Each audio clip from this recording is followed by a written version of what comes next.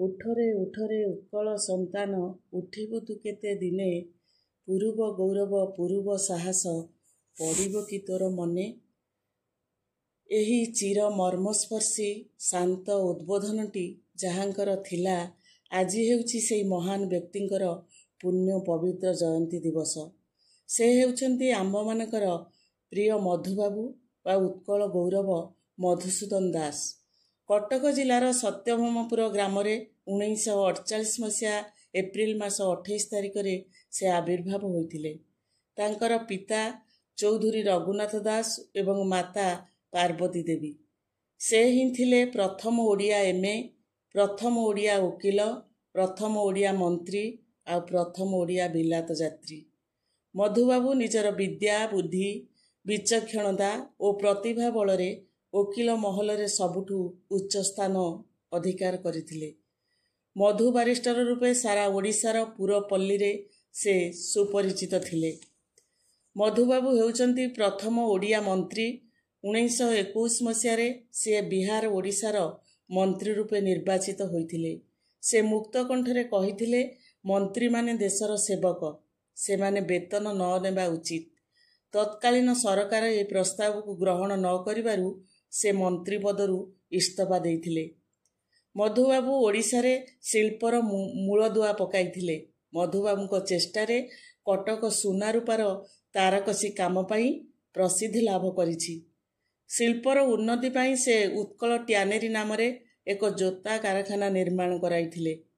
ତ୍ରୁଟି ଥିବା ଜୋତାଗୁଡ଼ିକୁ ସେ ପୋଡ଼ି ଦେଉଥିଲେ, ଫଳରେ ବହୁ କ୍ଷତିର ସମ୍ମୁଖୀନ ହେବାକୁ ତାଙ୍କୁ ପଡ଼ିଥିଲା। ଟଙ୍କାର ଅଭାବରେ କାରଖାନାଟି ବନ୍ଦ ହୋଇଯାଇଥିଲା ସତ, କିନ୍ତୁ ସେ ସାହସ ହରାଇ ନଥିଲେ। ବିପଦରେ କେବେ ବି ସେ ଭାଙ୍ଗି ପଡ଼ି ନାହାନ୍ତି। ସେ ସର୍ବଦା କହିଛନ୍ତି, ଆଲୋ ସଖୀ, ଆପଣା ମହତ ଆପେ ରଖି। ମଧୁବାବୁ ଜଣେ ସୁପ୍ରତିଷ୍ଠିତ ସୁବକ୍ତା। ବକ୍ତୃତା ମାଧ୍ୟମରେ ଜନତାର ହୃଦୟକୁ ସେ କିଣିପାରନ୍ତି। ଓଡ଼ିଶାକୁ ସ୍ୱତନ୍ତ୍ର ପ୍ରଦେଶ କରିବା ପାଇଁ ସେ ଉତ୍କଳ ସମ୍ମିଳନୀ ପ୍ରତିଷ୍ଠା କରିଥିଲେ। ଓଡ଼ିଶାବାସୀଙ୍କୁ ଉଦ୍ବୋଧନ ଦେଇ ସେ କହିଥିଲେ, ଏଇ ସମ୍ମିଳନୀ ଜାତି ପ୍ରାଣ ସିନ୍ଧୁ, କୋଟି ପ୍ରାଣ ବିନ୍ଦୁ ତୀରେ, ତୋର ପ୍ରାଣ ବିନ୍ଦୁ ମିଶାଇ ଦେ ଭାଇ, ଡେଇଁ ପଡ଼ି ସିନ୍ଧୁ ନୀରେ। ମଧୁବାବୁଙ୍କ ଉଦ୍ୟମ ଆଉ ଆଶା ପୂରଣ ହେଲା। 1936 ମସିହାରେ ଏପ୍ରିଲ 1 ତାରିଖରେ ଏକ ସ୍ୱତନ୍ତ୍ର ପ୍ରଦେଶ ଓଡ଼ିଶା ସ୍ୱତନ୍ତ୍ର ପ୍ରଦେଶ ଭାବେ ଘୋଷିତ ହେଲା।